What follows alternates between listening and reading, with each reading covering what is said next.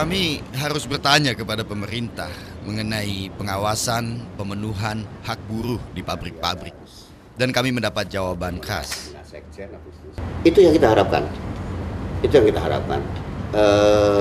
Bahwa perusahaan-perusahaan multinasional itu bisa menjadi satu contoh bahwa dengan kredibilitasnya, dengan bonafidasnya ya, itu mampu melaksanakan atau mengimplementasi peraturan perundang-undangan ketenaga kerjaan di Indonesia. Kalau menjamin saya rasa agak sulit ya. Tetapi kita berusaha agar mereka mematuhi dengan mengembangkan sistem pengawasan tadi itu, dan tanggung jawab moral dari setiap perusahaan untuk memberikan hak-hak dasar kepada buruh atau pekerja itu terpenuhi. Cukup fair jika pernyataan Dirjen Pembinaan dan Pengawasan Tenaga Kerja itu disebut jujur. Masalahnya jika jaminan pemenuhan hak buruh itu tidak ada, maka keseimbangan antara beban kerja dan upah buruh di Indonesia tidak akan pernah terwujud. Setidaknya itu pandangan Surya Chandra. Pengawasan itu kunci.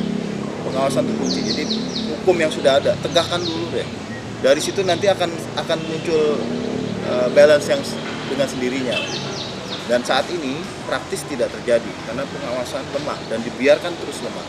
Dan apeslah nasib Lia. Perusahaan dan pemerintah kompak memalingkan muka atas hak yang seharusnya ia dapat. Mendapat 45.000 atas kerja lembur yang ia lakukan selama 2 tahun. Lia hanya bisa pasrah. Ya, mau ngadunya sama siapa? Mau protes sama siapa? SP? SP? SPN? Serikat pekerja yang ada di sana mungkin Mbak bisa Ya jelaskan. nggak berani lah. Nggak berani. Kenapa? Ya kalau menurut saya SPN juga kurang pendekatan. Seharusnya kan itu dikasih tahu kan. Kita juga punya di Nikomas tuh punya semacam majalah Gemas. Harusnya dikasih informasi. Tapi nggak ada kayak gitu. Sedari awal mengisi formulir lembur, Lia tak pernah diberitahu bahwa jumlah jam lembur yang ia tulis akan menentukan jumlah uang yang ia dapat. Ia baru tahu belakangan. Organisasi buruh internasional sekelas International Labour Organization pun, atau ILO, tak bisa berbuat banyak. Ada memang beberapa perusahaan-perusahaan yang penyimpangan itu sesuai dengan keluhan serikat pekerja. Mereka mengatakan, oh kami lembur tapi nggak dibayar dan sebagainya. Lapor ke ILO. Nah, dalam hal ini ya saya sebagai staf di kantor ILO Jakarta, saya tidak akan mengatakan bahwa perusahaan kamu melanggar atau tidak. Tapi kita lebih memberikan satu pemberdayaan, organisasi kamu gimana.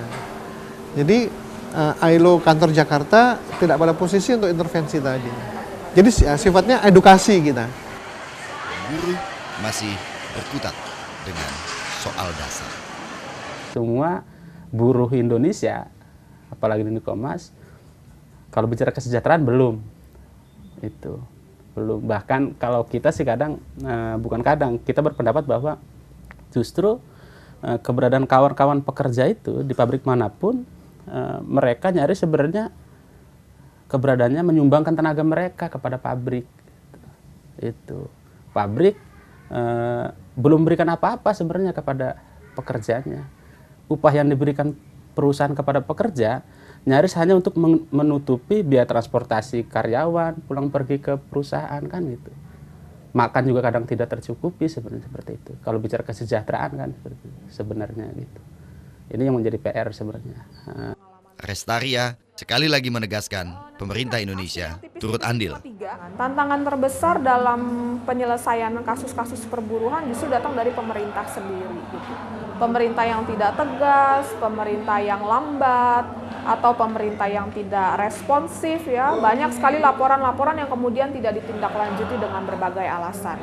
Itu yang kita sebut sebagai undue delay. Jadi tidak ditindaklanjuti tapi juga tidak dihentikan lalu menggantung begitu saja. Dan situasi ini, yang paling menikmati situasi ini sebetulnya adalah perusahaan yang melanggar hak buruh. Karena mereka kemudian tidak dikenakan sanksi apapun terhadap pelanggaran yang mereka lakukan. Agaknya niat Jim Kidi untuk cepat-cepat selesai dari pekerjaan advokasinya harus dipikir ulang.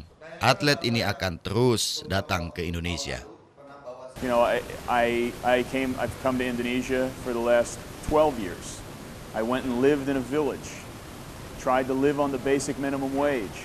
I've been threatened by Preyman. I've been on my knees with Preyman standing over me with a Glock saying, if you come back here, we'll kill you. I'd like to believe that I've proven myself in terms of what I've done over the course of the last 12 to 15 years. So I, along with the handful of critics I may still have, I have thousands and thousands and thousands of workers and students who know me and support me, and I'd rather focus my energy on them and helping to build worker power and solidarity than a handful of critics that are never going to support me anyway. Pabrik Nike di Indonesia tercatat terbesar ketiga di dunia. Sampai tahun 2015, mereka terus-menerus akan menambah jumlah pabriknya di sini.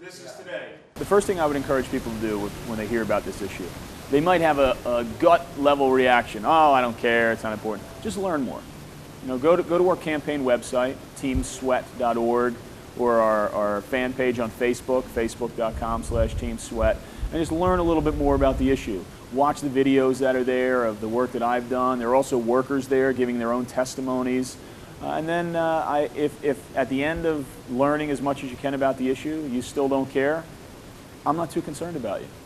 Because I know that there are millions of people that do care.